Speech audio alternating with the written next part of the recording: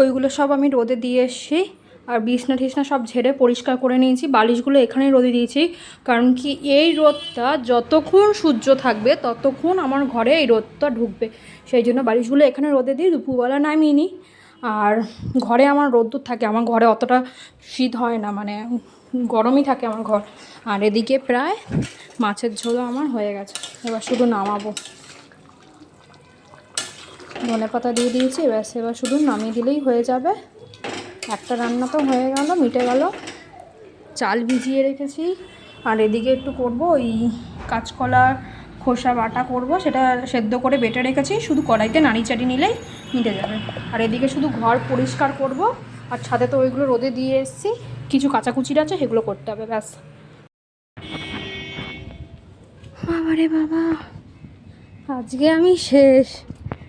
রান্নাবান্না হাফ হয়েছে, ঘরদোর ঝাড় দিয়ে পরিষ্কার করে এসেছি। এই কটা আগে ধুয়ে মিলি, তারপরে ঘরদোরগুলো না একটু লাস্টে মুছবো।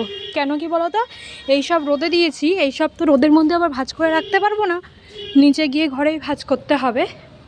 সেই জন্য ঘর যদি আবার নোংরা হয়, সেই জন্য একটু দেরি করেই মুছবো, স্নানের আগে আগে মুছে নেবো। আমি আজ শেষ, একদিনে অতিরিক্ত কাজ হয়ে যাচ্ছে। আর অতিরিক্ত কাজ হয়ে গেলে দেখবে টেনশান থাকে যে কখন কি করব, আর এই করতে করতে হয় আমার মাথা অন্ত না।